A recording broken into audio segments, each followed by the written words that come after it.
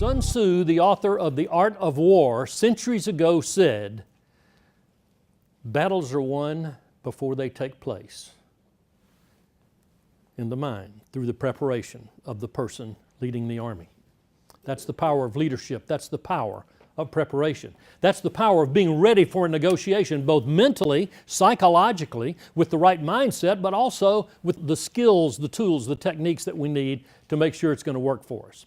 Regardless of what your passion is, success begins with mastering the mind game. Og Mandino used to say, passion is when we work hard without counting costs or tracking the time. In other words, we get caught up in something, we're passionate about it, and we're blowing and going right through the process. And that means a lot to us about a certain thing. And when we get passionate about something, we tend to do a better job. We master the mind game as we get excited about what it is that we're doing, and we don't have trepidation about a negotiation. We go into it with confidence, with the right mindset. So as the education process takes place, how does education really work? We think it starts with data of some type. Now maybe it's financial data, numerical data, factual data of some type, but that's where it starts. And then from data, we want to be able to massage the data into something useful in the way of information, don't we? And as information starts to come together for us, then we realize, you know what, if we really pay some attention to this and really work it, maybe we can get some intelligence out of this. That could be very, very helpful to us in our process of being our best. And over time, it becomes wisdom. That's the goal. And in wisdom, that gives you, as a negotiator, as a sales professional, as a procurement officer, whatever your job might be, it gives you the confidence to go forward. It gives you all the tools you need. I've always said that in professional selling, we're only as good as our reflex actions will allow us to be. You see, it doesn't do any good for when we miss a sale to say 1 minute after the prospect has driven away, you say, you know, when he said so-and-so, if I just said such and such, I'll bet you I'd have gotten that order.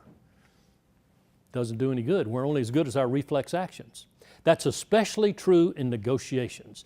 Doesn't do a bit of good to remember later what we should have said instead of what we did say at the critical moment of a negotiation. Let's make sure we work this into a process of wisdom. So, here's some good news for you. There's a preponderance of incompetence in the negotiation arena today. A preponderance of incompetence. Now, I'm not being accusatory toward you. You're at the seminar today. Congratulations for showing up. You're seeking skills and ideas in this very critical arena. But what that means is that when all of you raised your hand, that you sometimes have trepidation with a negotiation. Sometimes there's discomfort. Sometimes you think, I'm not sure where this is going, and I don't feel too good about it. And all of those apprehensions can be very costly to you because the mindset is a little bit wrong. You want to go in with a strong mindset. The preponderance of incompetence, think of that as being out there in the marketplace. After today, you will have had more negotiations training than 99% of the people you talk to. Most people don't go to negotiation seminars. Most people have never had any training. Most people have never even read a book on negotiations. So you're going to be largely ahead of the game when you talk about being among the masses who you negotiate with every single day. You'll run into some good ones from time to time. Most people are not that savvy in negotiating.